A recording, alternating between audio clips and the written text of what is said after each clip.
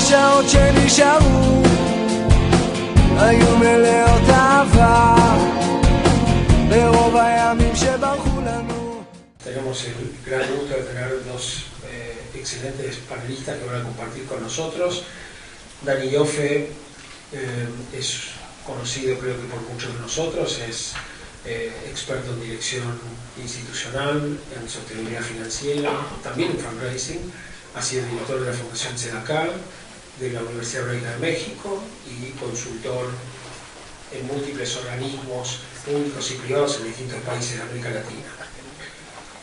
Andrés Foss, que es el presidente del Círculo de Ingeniería de Santiago, tiene una actividad empresaria exitosa y él va a incluirse en el panel contándonos acerca de la propia experiencia mirada desde la sostenibilidad financiera del Círculo Israelita de Santiago. Bienvenidos, gracias. Muchas gracias, Ariel. Buen día a todos. Creo que vale la pena tomar los comentarios de Ariel sobre la conversación telefónica que tuvimos semanas atrás, ¿no? Para entender un poco la lógica desde dónde parto para hablar del tema que vamos a hablar esta mañana. Cuando Ariel me llamó me dice, bueno, sé que estás por Argentina, ¿por qué no, apoyando el seminario, haces una presentación sobre el tema fundraising? Yo digo, bueno, pero la verdad que cada vez hablan menos de fundraising, lo cual no quiere decir que no lo practique, pero cada vez hablo menos porque la pregunta que a uno le surge es dentro de qué se inscribe una técnica para recaudar fondos. Ustedes recordarán, quizás algunos de ustedes, una famosa frase que utilizamos permanentemente en las capacitaciones acá en Buenos Aires, en todas partes de América Latina, un principio que surge de los Estados Unidos y de las organizaciones en Estados Unidos y el fundraising en Estados Unidos, que le decían al board, al consejo directivo, give, get o get out. ¿La conocen? Nunca la aplicamos, en serio, ¿no? O sea, son axiomas que suenan tan buenos en las capacitaciones que toda la gente se ríe como ustedes. Y en todos estos años de trabajo hubo un punto en el tiempo donde uno comienza a interrogarse sobre el sentido de esta afirmación, que es una afirmación buena, ¿no? O sea, imagínense, tener un consejo directivo comprometido en toda su dimensión con el financiamiento de la institución, no necesariamente con el fundraising. El fundraising es uno de los componentes. Recién me decía Andrés sobre el tema del endowment que después nos va a presentar. Le preguntaba, y bueno, ¿y cómo se financia? Y recaudación de fondos y manejo de activos, ¿no? Con lo cual uno dijera, bueno, a veces el manejo de activos puede ser más relevante que la recaudación de fondos. Por eso el concepto no es recaudar fondos, sino la sostenibilidad y como parte de ella cuáles son las estrategias que corresponden. Pero volviendo al punto de por qué el replanteo sobre desde dónde miramos este tipo de actividad de recaudación de fondos, si le hablamos al órgano de gobierno, la máxima autoridad, give, get o get out, bueno, en muchos casos tendrían que get out todos, ¿no? O sea, o una parte importante. Entonces, digamos, uno siente que se golpea la cabeza contra la pared. Dice, pero aquí afirmamos cosas que no son, no reflejan la posibilidad de ¿qué? De una cultura organizacional que no responde solamente a esa institución, sino a un contexto. La realidad de América Latina, la presencia de la filantropía, aunque siempre la filantropía judía en América Latina ha avanzado a pasos mucho más acelerados, en términos generales, que la filantropía en general. Venimos ahí con una herencia importante en este tema. Y analizando este tipo de situaciones, en la práctica nos encontramos que cuando trabajamos en proyectos de alianzas estratégicas de organizaciones con fuertes financiadores, y hablo de instituciones judías como no judías, mi campo de actividad no es solamente la comunidad judía, me fui a México hace ya casi 14 años para ser vicerrector de la Universidad de las Américas Puebla, que es una institución privada sin fines de lucro, una universidad, digamos, de alto nivel allá, y me enfrenté con el mismo problema, con un consejo que en realidad le importaba muy poco el tema de la recaudación de fondos. Más, como venía financiada por una antigua fundación muy rica, muchas de las presencias de los consejeros en ese lugar tenía que ver con que la Fundación Rica, que tuvo mucho dinero en su momento, puso a una serie de personas como figuras decorativas interesantes, contribuían, pero figuras decorativas al fin, pero la realidad cambió. Y la realidad cambió, ¿por qué? Y porque no había tanta plata de la Fundación Rica como existía antes, y justamente a mí me llamaron para tomar la vicerrectoría de Desarrollo Institucional para justamente ayudar a la reconversión del financiamiento de la institución. Y entonces me encontré que los consejeros en realidad no estaban dispuestos. Y ustedes conocen una vieja frase del general Perón cuando decía: los cambios cuestan sangre o tiempo, ¿no? Entonces, imagínense un cambio en un consejo de una cultura organizacional donde había que terminar con el get out. Era una misión imposible. Era prácticamente, digamos, confrontar la estructura de autoridad, no digo de poder necesariamente, pero de autoridad institucional, con las consecuencias que puede tener una institución académica una situación de estas características. Y también me encontraba con organizaciones de la sociedad civil muy fuertes, de gran relevancia nacional en Centroamérica, en varios países o a nivel internacional, donde cuando trabajábamos alianzas estratégicas con empresas de alto nivel, supongamos el caso Cemex, que es una multinacional mexicana que está casi en 70 países del mundo, y estábamos trabajando en establecer una alianza estratégica, que construir esa alianza llevó 2 años, pero nos encontramos que desde el lado del Consejo no había interlocución. La pregunta que nos hacíamos en ese proceso es: ¿quién iba del Consejo a hablar con el CEO de Cemex o con su alto nivel gerencial? El gap cultural era salvaje, brutal. Ellos muy interesados en hacer la relación, la institución muy necesitada de hacer la relación, pero era como que alguien me hablaba en francés y yo solamente entiendo chino, ¿no? Entonces ahí nos encontrábamos con un consejo que estaba muy poco alineado en su formación y en su composición con las ambiciones que tenía de asociarse o obtener la contribución de ciertos actores clave, como puede ser una empresa de estas características, que cuenta con innumerable cantidad de recursos, no solo filantrópicos, sino que le propone a la organización: ¿por qué no hacemos negocios juntos? Porque los negocios en la base de la pirámide, si ustedes habrán escuchado el concepto, hoy por hoy es una tendencia global muy reconocida que está en pleno crecimiento y que tiene que ver con las cadenas de valor que se van articulando y cómo una organización de la sociedad civil le puede contribuir a una empresa en su cadena de valor y cómo una empresa le puede contribuir a la organización de la sociedad civil en su sostenibilidad de largo plazo. Pero nuevamente nos encontrábamos con liderazgos que, digamos, no tenían las competencias ni las habilidades para establecer un diálogo, una conversación, porque en definitiva con los financiadores tenemos que tener conversaciones y diálogos, ¿sí? No tener el modelo vampirístico tradicional extractivo, ¿no? Chuparse el dinero del otro, ¿no? Que es una de las figuras que a veces tiene como representación el otro, ¿no? Cuando no se producen las conversaciones y los diálogos y los intercambios adecuados, ¿no? Muy oportunísticas, vamos a llamarla.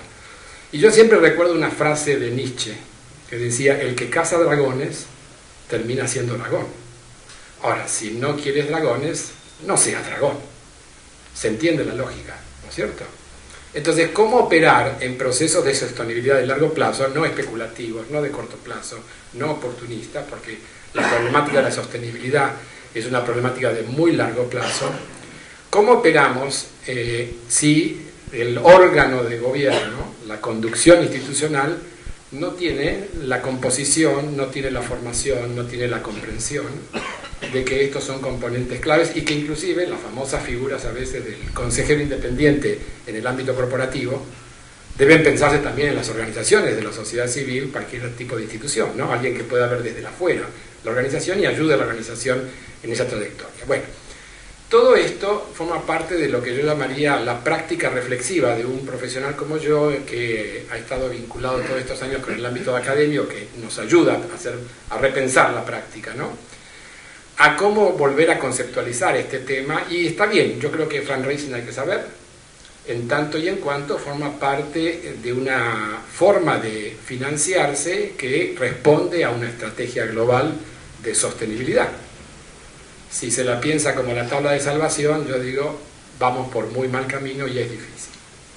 Entonces, de ahí la introducción, aprovechando las palabras de Ariel, de por qué el tema, ¿no? Y acá hay una frase famosa de nuestra querida Mafalda, dice: a mí nunca me preocupa el fin del mundo ni las predicciones mayas, a mí lo que me preocupa es el fin de mes y los pagos que tengo que hacer. ¿No es cierto? ¿Sí? Y bueno, si la problemática es el fin de mes, como ayer hablaba con una organización, estamos en la lona. Porque pensar en proyectos de largo plazo, porque la sostenibilidad financiera es un desafío de largo plazo. O sea, habrá que ver qué cosas pasan en el corto para no cometer un error, pero cosas en el corto con una visión de largo plazo, no cosas en el corto que sean el corto, que a su vez sea el corto, del corto, ¿no? Y entonces, cuando trabajamos en un modelo estrictamente reactivo, estricta y profundamente reactivo, muy común en nuestra región, en muchas organizaciones, judías, no judías, y no importa a veces inclusive el tamaño, cuando trabajamos en profundos modelos reactivos, bueno, las pérdidas de oportunidades son enormes y siempre va a haber la sensación de falta, ¿no? De que nunca logramos eso. Y una cosa es la sensación de falta por la ambición, por la misión, ¿no? Y la visión. Por ejemplo, Harvard nunca le alcanza la plata, no importa cuántos miles de millones de dólares recaude anualmente, nunca le alcanza la plata. ¿Por qué? Porque la visión es demandante, es muy demandante la visión. Y siempre, no obstante que sean la primera del mundo en recaudación de fondos en las instituciones académicas, nunca va a ser suficiente para ello. Y no va a ser suficiente por la visión. Pero no está en juego la sustentabilidad de corto plazo como para poder pensar entonces en largo.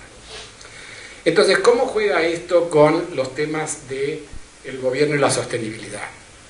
Y la primera parte de esta presentación, la que vamos a ver si la hacemos rapidito, tiene que ver más que nada con fijar algunos conceptos. En la segunda parte voy a precisar algunas cosas que me impactaron, que casi diría me obligaron, o a mí y a un conjunto de colegas, nos comenzaron a obligar a pensar de otra manera las cuestiones, ¿no? Y salirnos del esquema así limitado de lo que podría ser un componente de la sostenibilidad, que es las actividades de procuración o recaudación de fondos. Entonces, cuando hablamos de la gobernanza de una institución, ¿qué es lo que un órgano de gobierno debe garantizar? ¿Para qué queremos órganos de gobiernos que son llamados consejos directivos, directorios, juntas directivas, juntas de gobierno? Depende en qué país de América Latina nos instalemos, se llamará, en México inclusive patronatos, ¿no?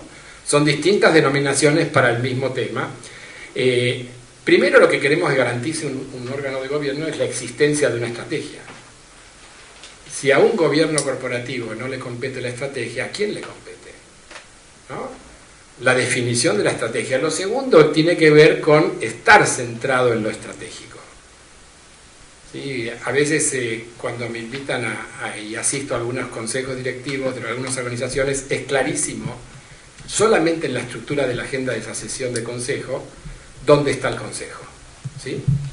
O sea, si el consejo está analizando qué dijo el socio la semana pasada que planteó tal problema, por ejemplo, yo trabajo con muchas escuelas en América Latina, y entonces el consejo discute lo que el papá, que es miembro del consejo, escuchó la semana pasada que la esposa le contó que la maestra le dijo, y entonces se transformó en un tema de agenda.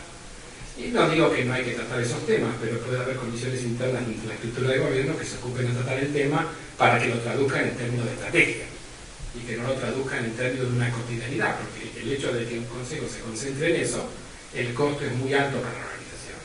Significa que no se dedica a otra cosa, que son mucho más relevantes y no hay quien lo reemplace en esa función.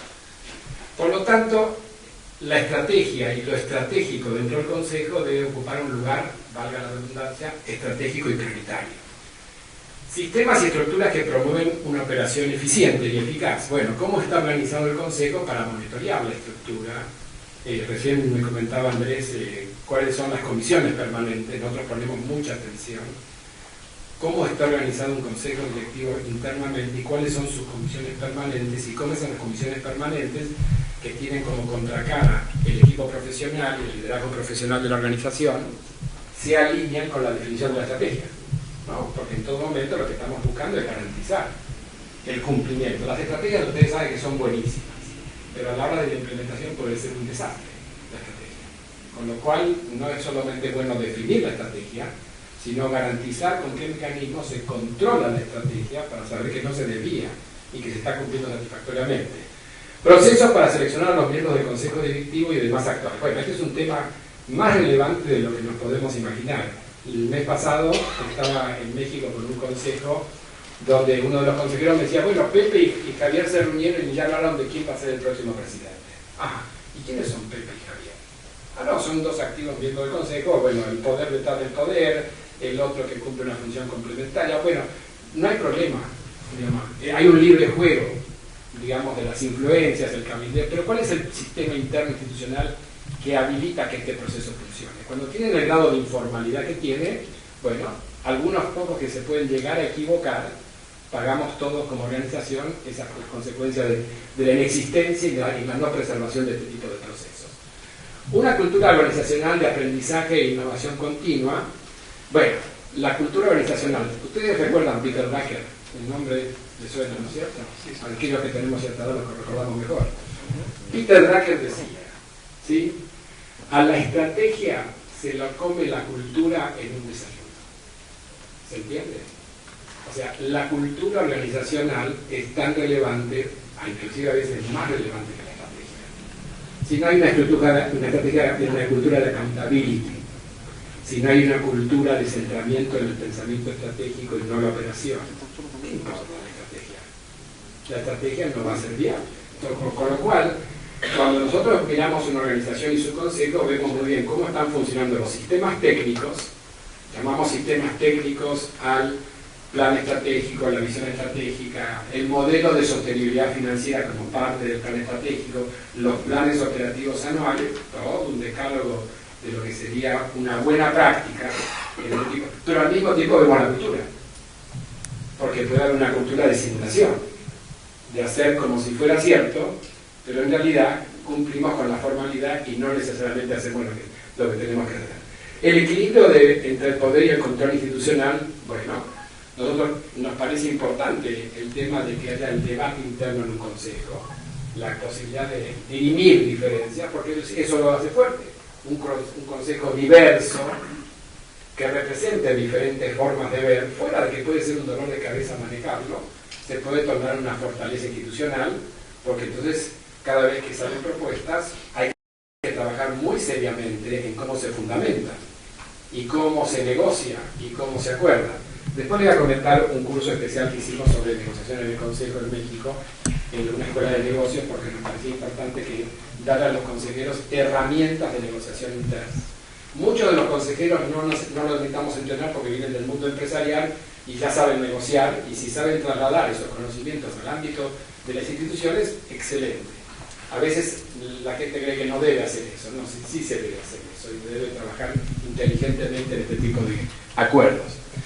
La práctica de gobernanza adecuada y eficaz. ¿Qué hacemos para que un consejo directivo tenga una práctica de gobernanza? Bueno, la tendencia hoy, cada vez más consolidada en el sector de las organizaciones de la sociedad civil, no hablo del mundo corporativo, porque el mundo corporativo lleva varios años de avance en estos temas debido a las grandes crisis que ha sufrido el mundo debido a la problemática del gobierno corporativo. Creamos normalmente una comisión de gobernanza dentro del mismo consejo, que son consejeros. Puede haber consejeros independientes en esa comisión de gobernanza que ayuda al consejo a que no se escape de su función y le reclama, son consejeros, son pares, no estamos hablando de gente externa. Por ejemplo, le cuento una anécdota que acaba de sucederme ayer. Tengo una comisión de gobernanza en una organización, no es de la comunidad judía en México, donde el presidente se le ocurrió la idea que en la última asamblea invitó a una persona de muy alto nivel, un consultor, que le pareció bueno invitarlo a la asamblea, ¿no? Y tenemos ya una pequeña crisis. ¿Por qué? ¿Por qué el presidente se le ocurre invitar a una persona que sí, muy respetable, a una asamblea de asociados? ¿Sí? ¿Dónde va la queja? A la comisión de gobernanza. La comisión de gobernanza llama al presidente y le dice: Cacho, ¿qué pasó? No, lo que pasa, sí, es un tipazo. La verdad que es un tipazo. ¿Pero qué pasó? O sea, esto no es una reunión social, esto no es una reunión entre amigos, esto es una reunión de asociados de una asamblea de cual este señor no forma parte. ¿Por qué se te ocurrió a vos que vos podías invitar por tu cuenta a esta persona? ¿No? es infringir normas institucionales que están para ser cuidadas, si no, ¿para qué queremos las normas? Si no eliminemos las normas, las cambiamos la norma, entonces nadie incumple con la norma.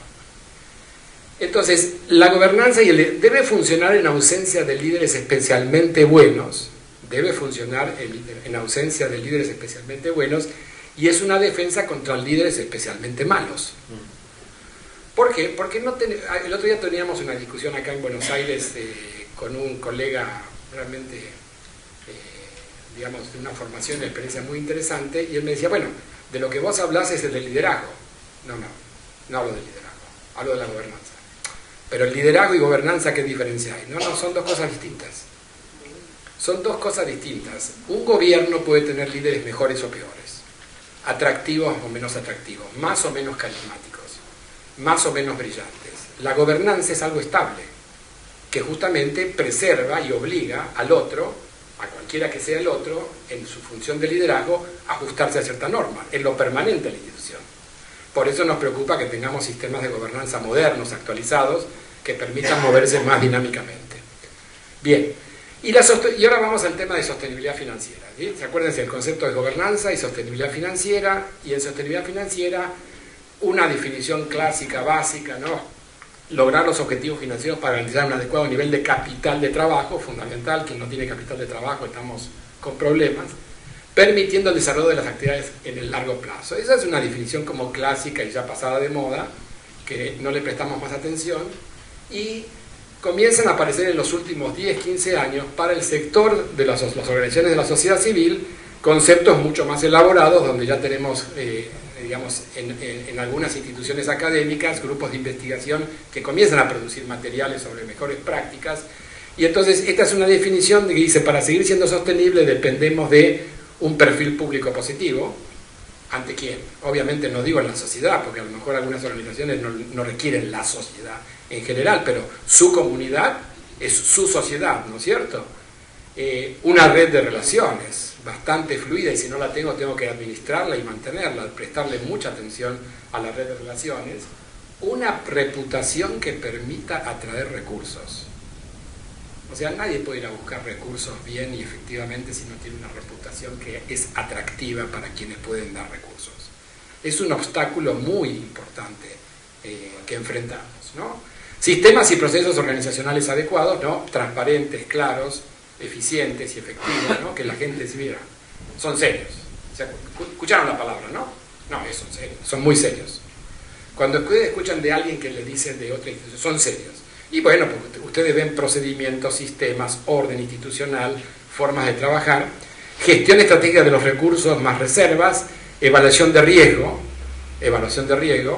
O sea, tengo algunos proyectos vinculados a diseño de planes de sostenibilidad financiera, y entonces me contaba en una institución el otro día que cuando tomaron la decisión de intervenir en Bahía Blanca para un proyecto financiado por una empresa multinacional que le interesaba, estaba la idea de que eso iba a provocar que otros actores se sumaran al proyecto, que sumaran y poner una estructura fija en Bahía Blanca para operar lo que estamos hablando de operar.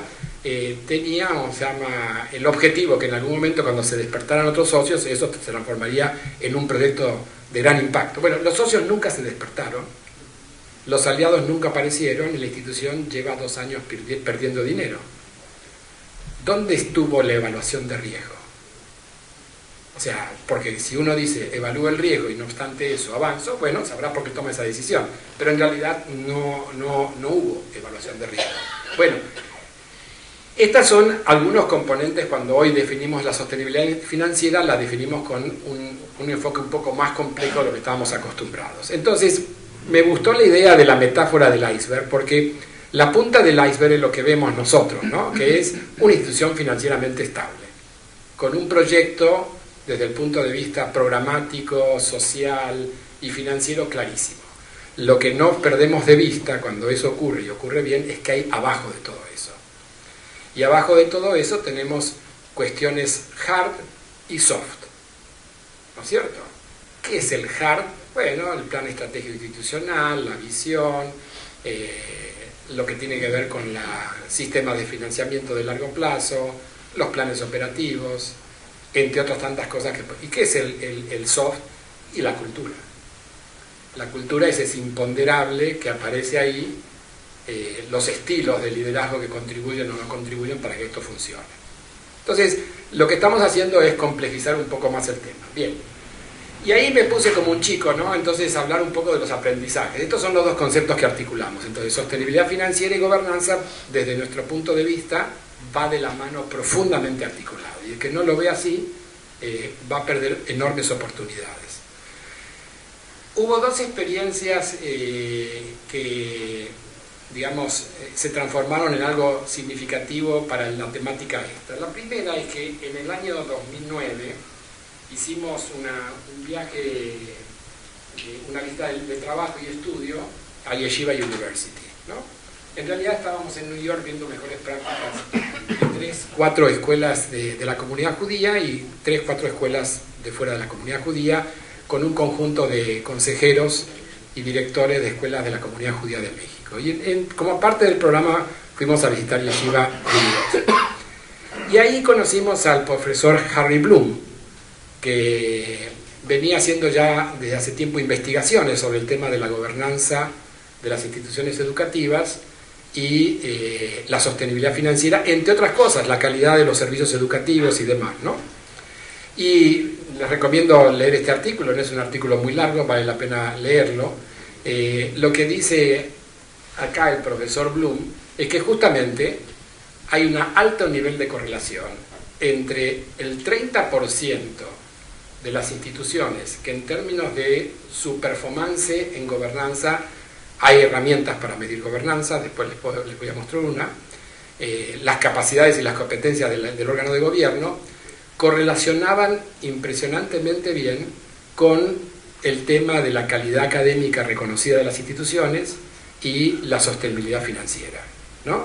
Entonces, la conclusión, que no es una conclusión solamente de este investigador, sino de muchos estudiosos en el tema ya en los últimos 15 años, es que hay una íntima correlación entre un tema y el otro, entre la sostenibilidad financiera y la fortaleza y entereza del órgano de gobierno. Entonces, este tipo de circunstancias, más lo que uno va viendo empíricamente, cotidianamente, nos hace pensar cómo enfrentamos una situación de estas características, y quiero pasar un poco a estrategias, ¿no? Bueno, ves esto, ¿y qué haces después que ves esto? ¿Puedo hacer una pregunta? Sí. ¿La sostenibilidad financiera es del dinero que viene de benefactores o genera la institución misma? Todo. Está muy bien la pregunta. Y ese es el punto. La sostenibilidad financiera es todos los componentes que permiten justamente generar esta estabilidad y crecimiento de la organización en cuanto a su plataforma financiera en el mix de recursos. La sostenibilidad financiera, lo que hacemos siempre es mirar el patrón. Si fuera que estamos viendo tu organización, ¿no? Vamos a decir, bueno, ¿cómo te financiaste en los últimos 5 años? ¿Cuál es tu componente privilegiado si es que lo hay? ¿Sí? Y si detectamos que en realidad gran parte de tu financiamiento, el 80-90%, proviene de la venta de servicios, la afiliación, los programas y servicios, y hay un 10% que proviene de filantropía o de donativos, bueno, ese es tu modelo, ¿no? Entonces la sostenibilidad contempla todas las alternativas, tus inversiones, el manejo de activos que has hecho, lo que podríamos llamar unidades de negocios. Por ejemplo, en la universidad que yo fui vicerrector teníamos 2 unidades de negocios, de las cuales se vinculaban algunas con la misión, otras no se vinculaban con la misión, pero como eran negocio y la rentabilidad que daba la institución y permitía financiar el programa de becas, eso formaba parte de tu estrategia de sostenibilidad financiera. O sea que contempla todas las fuentes de financiamiento y todo aquello que contribuye a que eso ocurra. Porque de nada me sirve tener una línea de negocios posible de ser desarrollada y no tener las competencias internas para sostenerla y proyectarla en el tiempo. ¿Sí? Entre dime qué recursos humanos tienes, dime qué liderazgos tienes y te diré qué financiamiento tienes. Dime qué financiamiento tienes y te diré qué recursos humanos tienes, o dime qué quieres tener como financiamiento y te diré cuáles son las condiciones internas requeridas para que puedas lograr eso. Hay permanentemente una correlación entre una cosa y la otra. ¿Está claro? Ok. Frente a esto, En el caso de la experiencia mexicana, que es donde yo vengo trabajando en los últimos 12 años, ya ahora estoy regresando a la Argentina, algunos me dicen, ¿por qué? ¿Por qué? Este es el mejor momento. Y bueno, nunca es buen momento para volver a la Argentina. Así que, o sea, ¿qué importa? ¿Qué importa el momento, no? Así que hay que querer o no querer, ya está, se acabó. Hola, Mauricio, ¿cómo estás? Cuando veíamos a los consejos en México, no son muy diferentes que los consejos que todos conocemos en cualquier lugar, ¿no? Y en aquel momento dijimos, tenemos que hacer un trabajo de formación, tenemos que apuntarle, ya entendimos la problemática, queremos mejorar la calidad educativa, queremos mejorar la sustentabilidad, queremos, ¿cómo? ¿Hay alguna forma en particular? Y cuando hicimos una especie de levantamiento de todas las ofertas que podíamos llegar a conseguir, llegamos a la conclusión que no nos servía ninguna. ¿Por qué? Y porque no entendían el tema de gobierno. Cuando me hablaban de liderazgo, no me hablen de liderazgo, háblame de gobierno. ¿Y dónde terminamos? Terminamos trabajando con la principal escuela de negocios en México, el IPADE, que es una escuela de negocios como el IAE acá es del Opus Dei, ¿sí? Está rankeada internacionalmente como la 11ª o 12ª escuela de negocios en el mundo. Entonces yo inocentemente me acerqué al IPADE porque después de darle vueltas dijimos no le encontramos la forma de que nos ofrezcan algo interesante. ¿Y quiénes son los que están más desarrollados en el tema de gobierno corporativo? El sector empresarial. Dejemos de lado el sector gubernamental, que hay algunos focos interesantes, pero el sector empresarial es muy dinámico y aparte nuestros líderes que son empresarios en su mayoría, muchos de ellos estudiaron en escuelas de negocios, con lo cual hablemosle en el mismo lenguaje que van a entender de forma tal, y bueno, ahí iniciamos todo un proceso con el IPADE que llevó varios meses hasta acordar un plan de trabajo, y entonces lanzamos el primer programa, que esto fue en el 2013. El segundo programa acaba de terminar, que fue febrero, marzo del 17. El gobierno y la dirección de instituciones educativas. El gobierno y la dirección, toda la gente decía, ¿qué es este título? ¿De dónde salió este título? No entendemos nada. Bueno, hubo que hacer todo un trabajo educativo de explicación, y de explicarle a la gente cómo se trabaja, por qué gobierno, qué era el gobierno, y terminamos haciendo el primer programa donde, nos desbordó la gente de inscriptos. Nosotros pensábamos tener 30, 40 inscriptos, terminamos con 90 inscriptos y conseguimos un par de donantes que cofinanciaran el programa, no que diéramos un programa gratis, no hay que dar programas de este tipo gratis. O sea, si la gente no está dispuesta a pagar, significa que no estamos en el momento adecuado. No le tenemos que pagar a la gente el full price, porque a veces un programa así puede ser muy caro, pero la gente tiene que pagar para que entonces valore adecuado. Y sacamos a la gente de las instituciones, la sacamos del lugar y la llevamos a un ámbito académico de primer nivel como es el IPADE, a una escuela de negocios, a estudiar el negocio de dirigir una organización en el sentido amplio de la palabra negocio. Esto nos habilitó a una serie de procesos que se complementaron con el desarrollo de herramientas de autoevaluación de los consejos para entender cuál es su línea de base. ¿Cómo sé si estoy haciendo un buen o mal desempeño?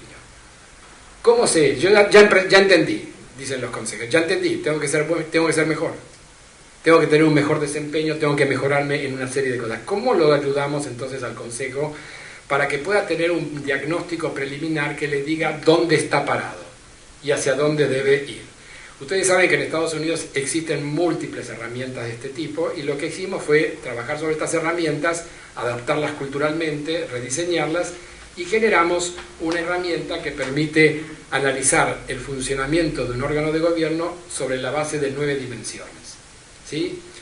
Misión, visión, la estrategia, la relación con la dirección profesional o el liderazgo profesional, el tema de la sostenibilidad financiera, el tema de la integración del equipo como equipo integrado, etcétera. No les voy a entrar a relatar las 9 dimensiones, igual después este documento lo van a tener ustedes en la página web, así que no se preocupen, lo van a tener accesible. Y con eso, la herramienta esta lo que permite no es evaluar. ¿Cómo voy a evaluar un consejo? Un consejo puede tener una posición muy reactiva frente a sentirse que va a ser evaluado, salvo que venga Freud o que venga un personaje indiscutible, con lo cual lo que hacemos es, no te evalúas, tú te autoevalúas.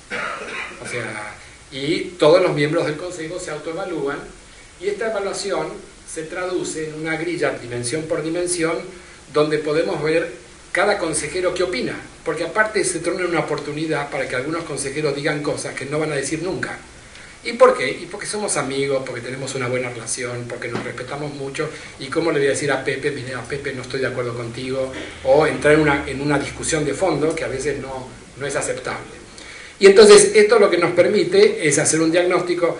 Acabamos de completar hace un par de meses atrás el autodiagnóstico de 10 instituciones. Por primera vez en la historia, 10 instituciones de la red escolar de escuelas judías de México. Todas han pasado.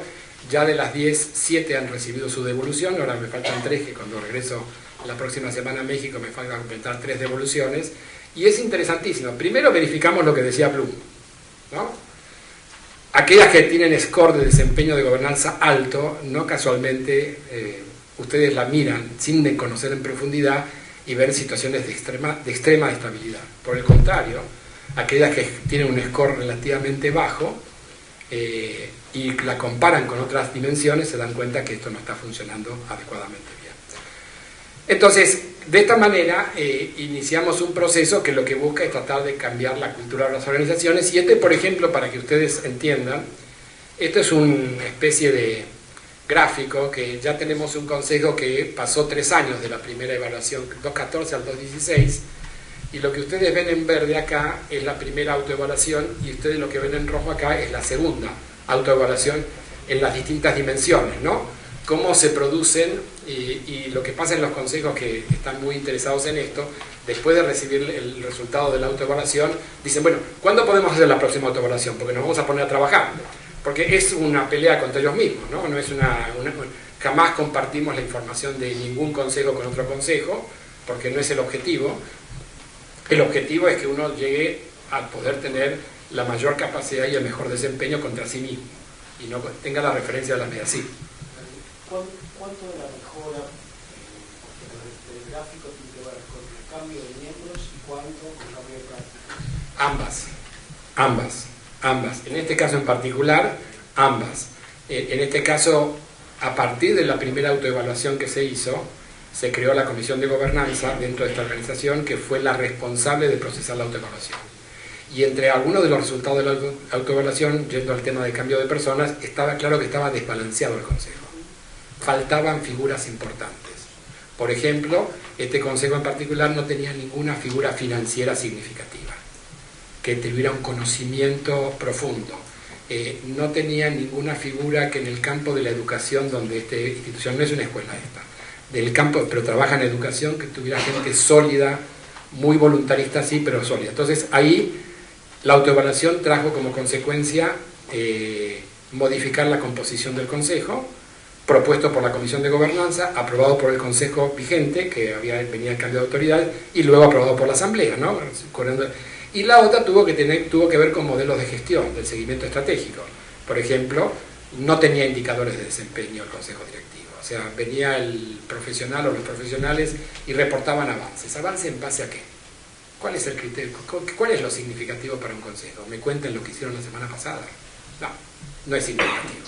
Entonces, si hay indicadores estratégicos, ¿cuáles son los indicadores estratégicos que un consejo debe controlar, ¿no? Entonces, hubo cambios en el modo de operandis que, sumado a la participación de nuevos actores, en principio ha generado un cambio ya positivo. No terminamos el proceso. Bien, y llegado a este punto, les presento a Andrés.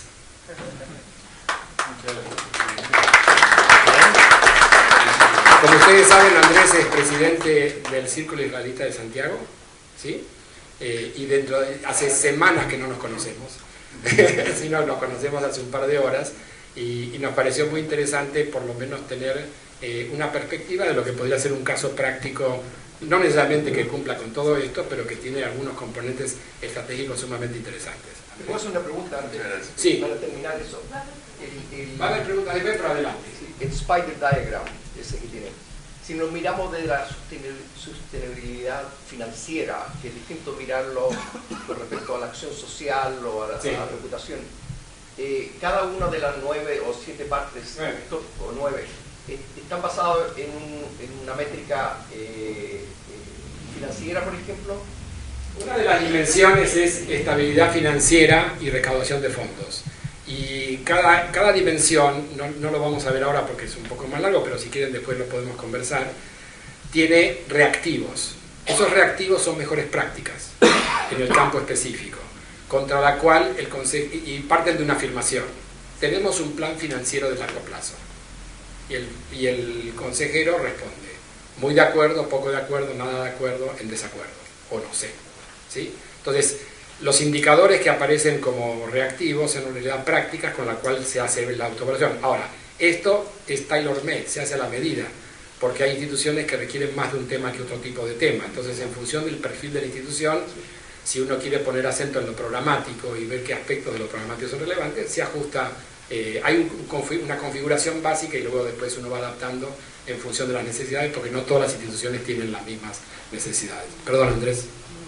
Como Daniel comentaba, mi nombre es Andrés Fosk, yo soy el presidente de la comunidad israelita Santiago, una comunidad que en Chile es la comunidad con mayor número de miembros. Tenemos hoy día alrededor de 1000 familias socias, y hace unos años se terminó la construcción de una nueva instalación donde se fue nuestra comunidad, que es una instalación que realmente deja muy impresionado a todos quienes van, y que uno de los problemas que nos causa es que cada vez que llevamos a alguien que queremos que nos haga una donación, llega para allá y dice, ¿y ustedes para qué quieren plata? Si tienen esto, ¿por qué no nos dan plata ustedes a nosotros? Entonces, eso ha sido uno de los problemas con los que hemos tenido que luchar. Pero cuando y para contextualizar un poco el trabajo que hemos hecho durante estos últimos 3 directorios, desde que estamos en el año 2009 en este lugar, la comunidad chilena es una comunidad, a diferencia de la Argentina, extremadamente pequeña, con un número muy importante de comunidades chiquititas en el sector Mazortí, y somos 10, 12, 13 mil judíos totales en Chile, y tenemos como 3 o 4 donantes. Entonces la fila de gente, ¿no es cierto?, parada toda la semana detrás de esas mismas personas es bien importante, igual como me imagino pasará en otras partes del mundo, pero es bastante extremo el caso nuestro, dado los números que nosotros tenemos.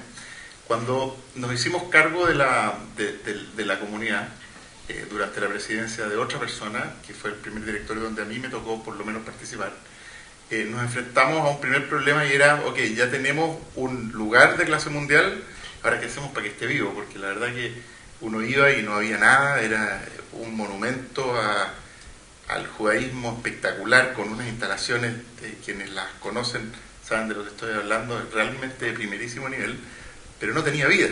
O sea, era un lugar donde teníamos un solo rabino, que es don Eduardo Ben-Gurtin, en ese entonces, y que nos sentamos y dijimos, ok, ¿y ahora qué hacemos? Y de alguna manera hicimos como el objetivo primordial de nuestra gestión el poder darle vida a este lugar y poder buscar los recursos humanos y financieros que hicieran de esto una real comunidad. En ese minuto teníamos alrededor de entre 550 y 600 familias socias. Veníamos de estar ubicados en el centro de Santiago, en una sinagoga muy linda, y nos fuimos muy cerca de la cordillera, en el barrio de la Dehesa, en un lugar aún más lindo, la verdad, pero como les decía, que faltaba poder darle vida. Y en ese momento, una de las cosas que me acuerdo, Eduardo fue uno de los principales que más insistía en el tema, es que nos faltaban los recursos humanos para poder entregar los productos que queríamos darle. Los productos, disculpándome, estamos hablando de puras cosas como, ¿no es cierto?, acompañar a nuestros socios y acompañarlos en un entierro, en un bar mitzvah o en un matrimonio. Pero al final del día es el tipo de productos que eran los que teníamos que nosotros preocuparnos de poder dar, y dar de buena manera. Entonces, el primer problema con el que nos enfrentamos, y recuerdo que ese primer directorio fue un directorio mixto entre gente que venía de la vieja escuela y de la vieja ubicación, con gente que creíamos que había que buscar la manera de crecer, donde los más antiguos opinaban que no teníamos recursos para desarrollar la institución, y los más nuevos, que estábamos entrantes, creíamos que se debía desarrollar la institución para obtener los recursos. Y eso rompía un paradigma y rompía una manera de hacer las cosas, donde gente que llevaba más años, que tenía mucha más experiencia, nos paraban en todas las cosas que queríamos hacer porque decían sencillamente, oye, no hay plata para esto, cualquier cosa que uno quisiera hacer, la primera respuesta que uno tenía es que no hay plata. Y afortunadamente nos pusimos a pensar un grupo de los más nuevos y un poco más jóvenes también, en qué hacer y cómo enfrentar esta situación. Necesitamos, por un lado, dotar a nuestro departamento de culto de mayores recursos humanos y necesitamos recursos financieros para poder desarrollar toda esta tremenda cantidad de ideas que tenemos.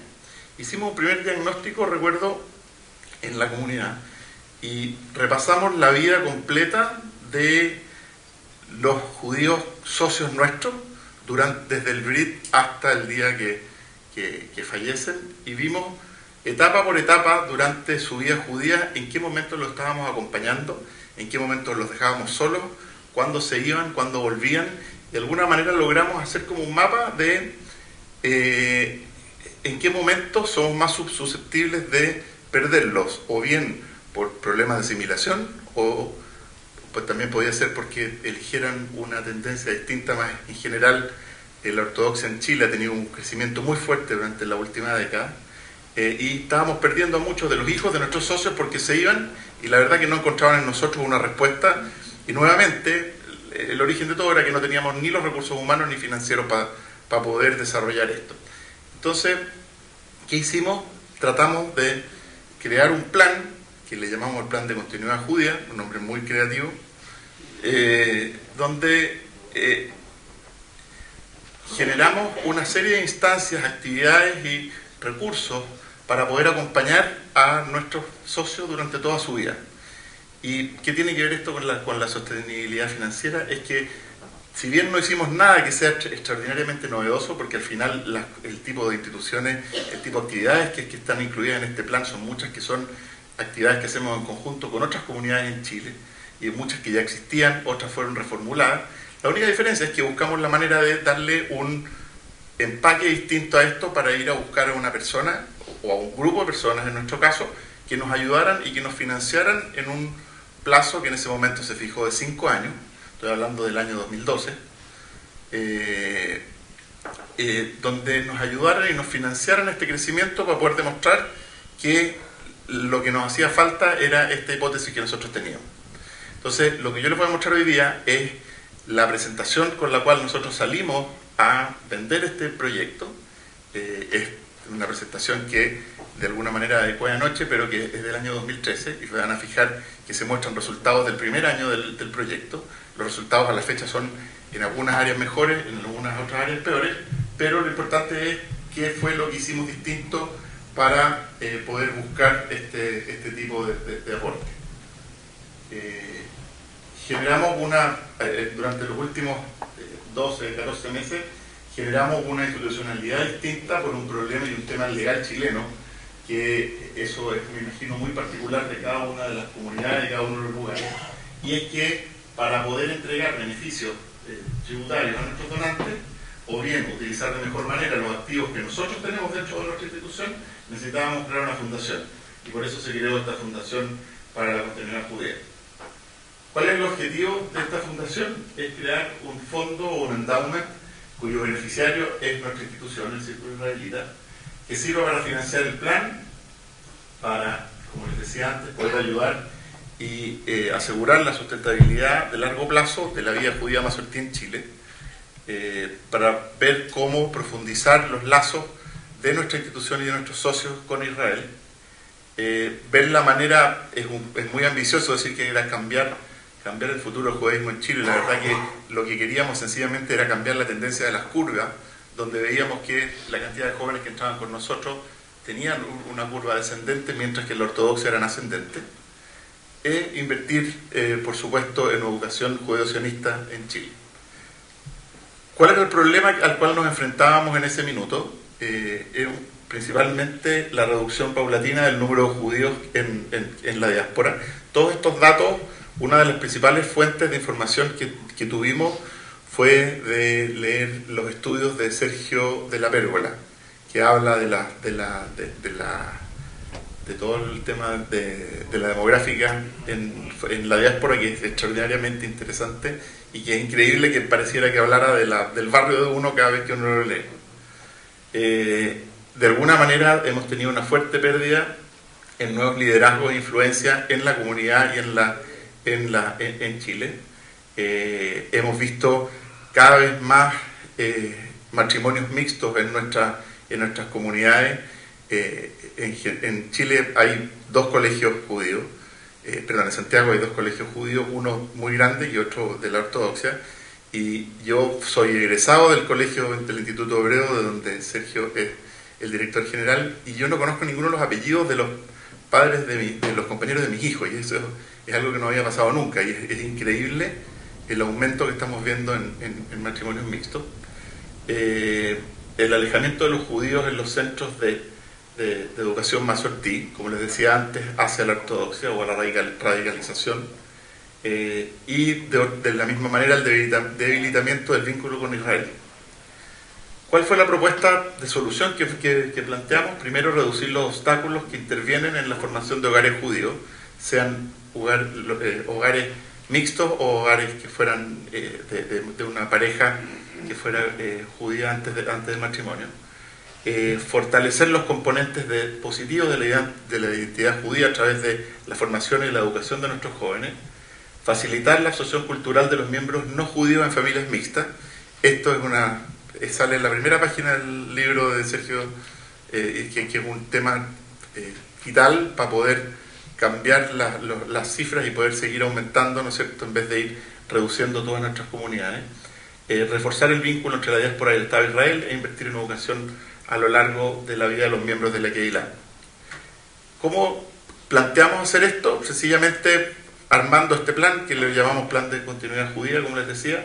Partió en el año 2012, en realidad, ya tenía un año operando en el año 2013. Es una serie de actividades que no son tan novedosas para nada, pero sí se preocupan de no dejar nunca solo a nuestros socios y a los hijos de nuestros socios durante su vida judía. Creemos que es el futuro de la comunidad, ya que logra acompañarlos durante toda su vida y incluye un montón de actividades que no son necesariamente nuestras, sino que nosotros también participamos en ellas, no es que nosotros hicimos todo desde cero. Y consideramos que es una solución de judaísmo conservador para la crisis valórica de nuestros jóvenes. Estos son los resultados que le llevamos a los principales, al par de donantes que fuimos a ver en el primer año. Fuimos y les dijimos, mira, lo que queremos hacer es financiar un proyecto porque todas las cifras y las tendencias son negativas hacia nuestra corriente del judaísmo. Llevamos un año invirtiendo en esto, tenemos un track record para mostrar.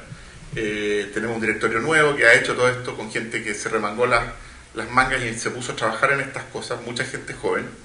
Y al cabo de un año, entre el año 2012 que lanzamos el plan, en el año 2013, habíamos aumentado ya de 800 a 900 familias socias. Habíamos aumentado de 700 a 1000 jóvenes que en ese minuto estaban activando semanalmente en programas de la comunidad.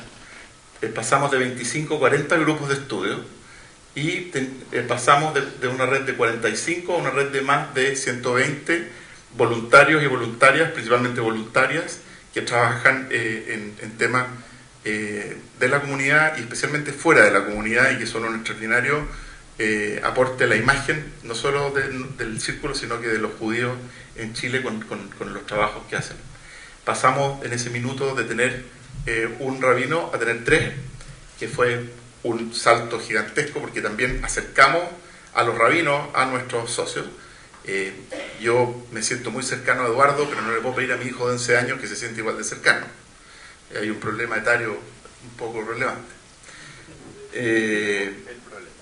Y eso es un poco la manera, estas son las distintas actividades que hicimos. Me decían que estamos sin tiempo, pero de alguna manera para mostrarles cuáles son las distintas actividades entre las NUA, los cursos para niños, los cursos para después de las NUOT, los cursos para recién casados, etcétera. Fuimos creando esta malla para acompañar a nuestros socios, como les decía antes. Estas son las metas que nos planteamos nosotros como directorio, que las cumplimos todas y que fue lo que terminó esto junto con la próxima lámina encantando al donante nuestro por un tema que creo que por lo menos en el caso chileno terminó siendo extraordinariamente relevante. Y la primera la subrayé porque creo que es aquí donde el seminario nos puede ayudar. Nosotros necesitábamos y hoy día seguimos necesitando dar estructura, contenido y sistemas formales de medición de resultados dentro de las distintas etapas del plan. Y aquí creo que el seminario rabínico es sin duda, está parado para ser nuestro proveedor para todas estas cosas. Nos planteamos también tener más de 500 personas estudiando periódicamente con nosotros, aumentar la gente de las nuevas en un 20%, multiplicar el número de actividades para parejas jóvenes y así, etcétera, ir creciendo en todas las métricas normales de asistencia que podemos ir teniendo. Pero ¿cuál es la clave de por qué los donantes sí nos creyeron en esta oportunidad versus cosas distintas? Es principalmente esto. Primero, porque planteamos la creación de un endowment que tiene una estructura legal tal que no permite que dineros que sean entregados para una cosa sean destinados en otra cosa. Lo que primero le da seriedad al modelo. Segundo, la profesionalización de nuestra comunidad. Tenemos un equipo de gestión acorde con los objetivos que tenemos. Se necesita un equilibrio entre los recursos humanos y los recursos financieros que de otra manera hace imposible que tengamos, como tú muy bien decías, que la cultura se termina comiendo a la mejor estrategia. Si no tenemos gente que sea capaz de poder desarrollar los planes que tengamos, da lo mismo lo que planeemos, porque es poco probable que lleguemos, ¿no es cierto?, a hacer algo de manera exitosa.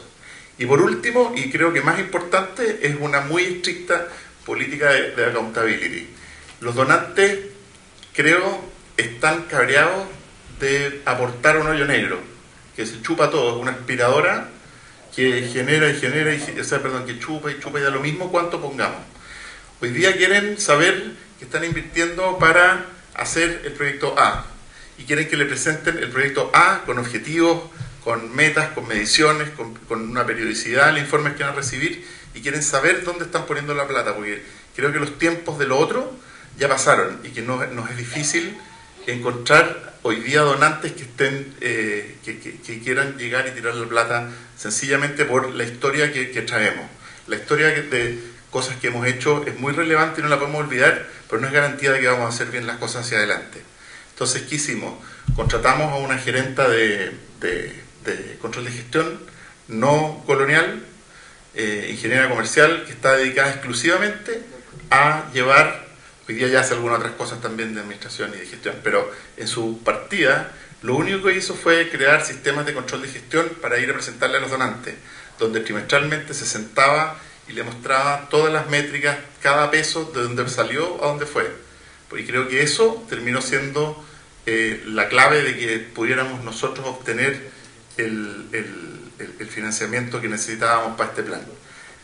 Terminado el año 2013, después, por supuesto, tuvimos años bastante difíciles en Chile, donde la situación económica, desgraciadamente, no ha sido lo buena que fue al principio del plan.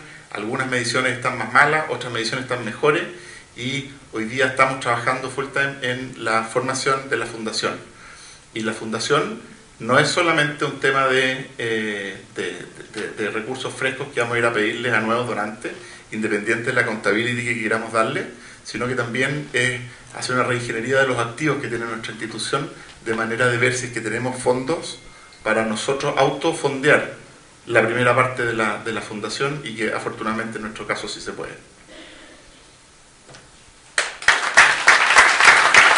Quería preguntarte si los donantes son miembros de la comunidad o si eran parte de esos pocos judíos de Chile que están en muy buena posición económica, y si eran de la comunidad previamente, ¿por qué empezaron a poner a partir de esto? ¿Y cada cuánto se presenta ese informe de gestión de transparencia a la gente que pone ese dinero?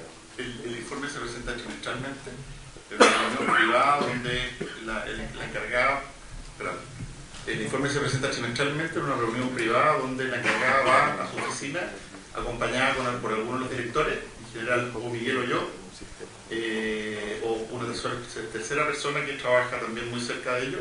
Sí es gente de la comunidad, gente que también participó, el principal donante también en la época de la construcción de la comunidad. No es que apareció alguien, no hay apariciones nuevas en Chile, no hemos encontrado ningún judío nuevo para ir a buscarlo. Sergio. Profesor Jaffe, gusto verlo. Quería preguntarte, ¿cómo empezarías en una organización que no tiene un modelo de control de gestión profesional? ¿Cómo empezarías en una organización que, si bien es prolija, ordenada, pero no tiene un tablero de control, digamos? ¿Cómo empezarías, cómo imaginás que es un proceso armado en una organización educativa? A ver, varias respuestas. O sea, no creo que haya un solo camino para llegar a Roma, ¿no? Yo supongo que cuando hablamos de una institución educativa hablamos de un perfil de egresados, ¿sí? Y suponemos que la alineación de la currícula y de todos los actores claves está vinculada, por un lado, al perfil del egresado. Por otra parte, si hay ciertos principios que se han establecido en la institución de carácter, vamos a decir, de mejora de la calidad y la innovación como un componente, entonces lo primero que tenemos que hacer es dónde están las claves institucionales que garantizan la sostenibilidad, no solamente económica, sino académica, ¿no? O sea, hablamos de sostenibilidad académica cuando podemos observar que el proceso educativo en términos de los productos o resultados obtenidos tienen cada vez un indicador que muestra que estos chicos o chicas que han egresado de las instituciones, y muchas instituciones educativas lo usan, es dónde están mis egresados, ¿no?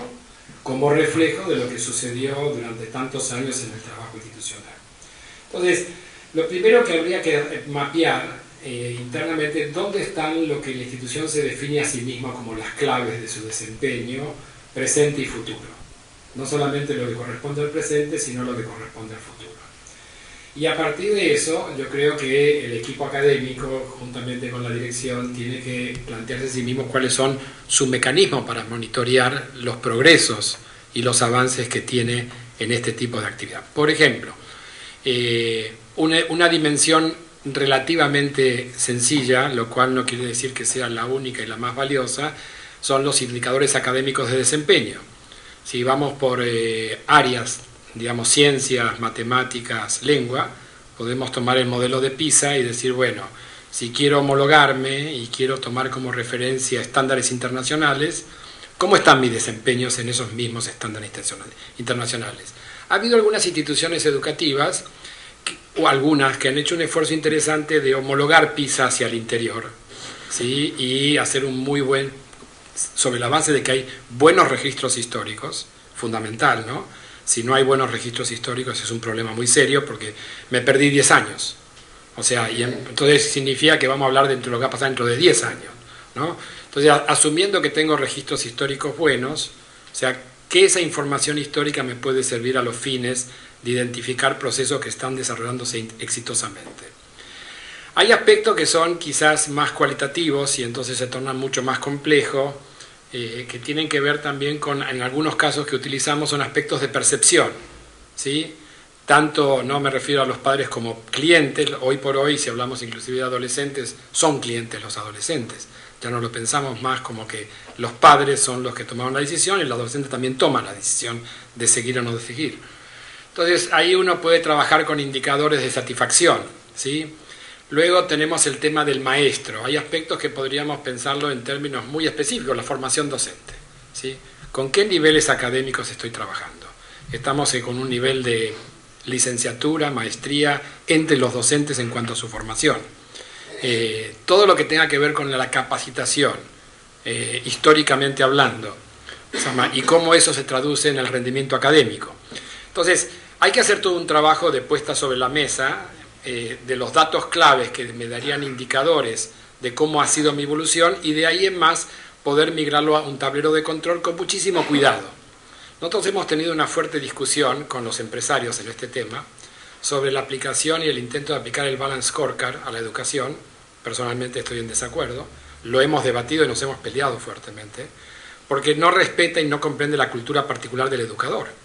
O sea, el educador, ustedes saben que Estados Unidos ha sido uno de los países más interesantes que ha fracasado en modelos de mejora de la calidad educativa buscando el desempeño contra prestaciones económicas, ¿no? Que se suponía que era la lógica, ¿no? Si yo a este señor que mejora su actividad le pago más por resultado, entonces seguramente creamos un estímulo interesante. Entonces, ¿Por qué traigo el caso ese? Porque hay que tener cuidado con la definición de estos indicadores y no creer que todos los indicadores que estoy utilizando tienen un esquema muy racional y justificable. Hay otras dimensiones cualitativas en el caso del docente que tiene que ver con identidad, pertenencia, reconocimiento, que le da la comunidad o no le da la comunidad, con lo cual eso incide luego en los resultados. Entonces, creo que lo que hace falta, y si hay una definición de modelo académico, modelo educativo que la institución se ha dado a sí misma, bueno, ese modelo educativo, ¿qué componentes tiene? ¿A qué enfoque dentro de las variadas alternativas que existen adhiere? Voy a tener un ejemplo que me pareció muy interesante, que a mí por lo menos me sorprendió. Nosotros en el 2014 creo, después de que empezamos el primer programa del IPADE, uno de los problemas que se nos planteaba con los consejeros en escuelas, y eso es escuelas judías y no judías de las mismas características, es que les resultaba muy difícil conceptualizar el tema de modelos educativos. Y siendo la gobernanza que define la orientación, ¿cómo hacemos que un órgano de gobierno defina una orientación para la cual no tiene capacidad para poder hacerlo? O sea, y tiene que entonces respaldarse en sus especialistas. Ahí, entre otras razones, generamos un programa donde fuimos a Finlandia con consejeros y directores durante un viaje de estudio de una semana, porque una de las hipótesis que teníamos, era una hipótesis de trabajo, no era la única, era que ver un modelo educativo funcionando era mucho mejor que dar un ciclo de 20 clases sobre modelo educativo para un perfil de liderazgo donde el métier no es la educación, y no esperamos que sea su métier la educación, ¿no? Y fue interesante porque eso les permitió a todo el mundo ver que cuando bajaban al maestro finlandés y hablaban con el maestro, lo que descubrían es que la normatividad desde el punto de vista del Estado acerca de cuáles son las aspiraciones estaba muy claramente definida. Lo que no estaba definido eran los caminos. Con lo cual, cuando se bajaba en las decisiones, resulta ser que el maestro tenía un nivel de autonomía que a todo el mundo le sorprendía. Es decir, ¿cómo un maestro? ¿Cómo? Pero claro, es un maestro de una formación académica que se le ha invertido mucho, ¿no? Entonces, eso nos permitió, con el caso de los consejeros, digamos, abrir una perspectiva completamente nueva acerca de qué significa un indicador de resultado en el campo de la educación, ¿no? Y entender la complejidad que tiene esto.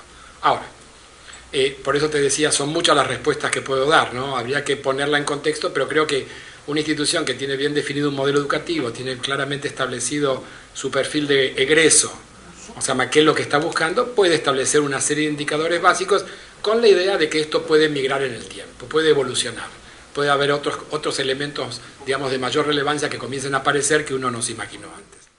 Y dirijo la pregunta también al profesor.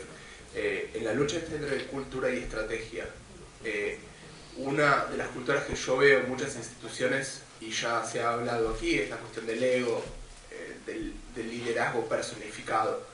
¿Cómo generar un plan estratégico de tal forma que quede claro y eso sea llevado a la práctica para que el plan sea para la institución y no para las personas que lideran la institución en ese momento de creación del plan?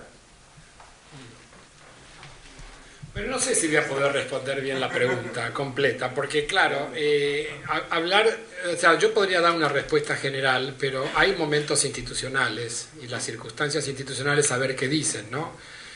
Yo, by default, no voy con el plan, con la propuesta de hacer un plan estratégico, porque hay organizaciones que la verdad que no pueden hacer un plan estratégico hoy, y no deberían hacerlo.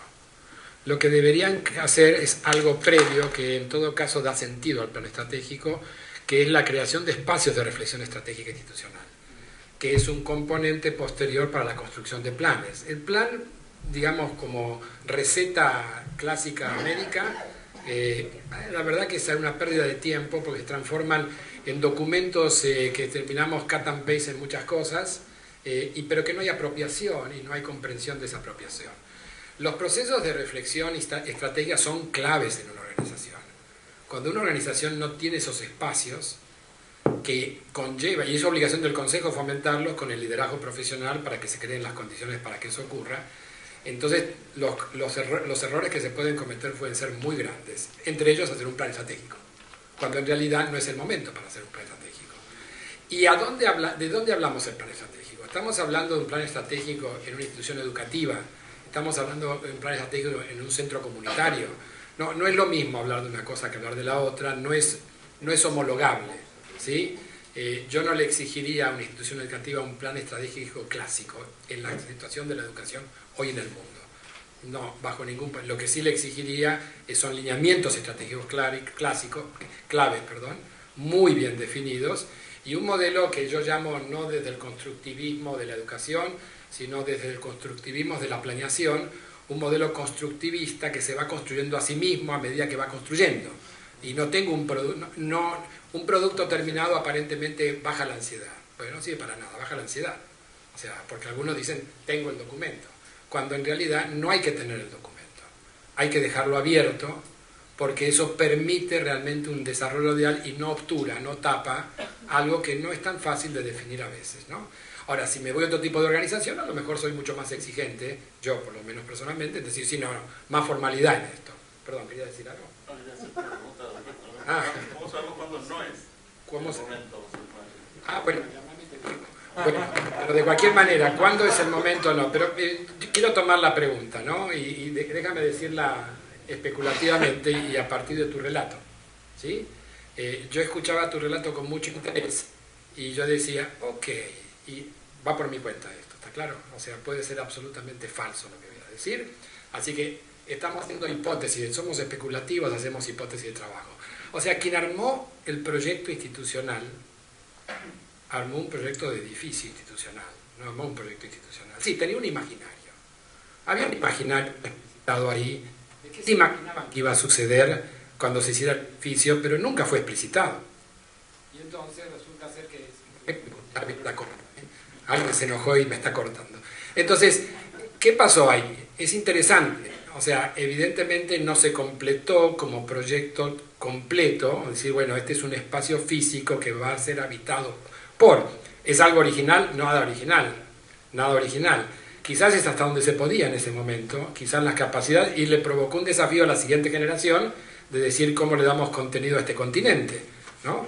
Ahora, evidentemente, si yo lanzo un proyecto de construcción y expansión fuerte, el plan estratégico global es un must. Es un must.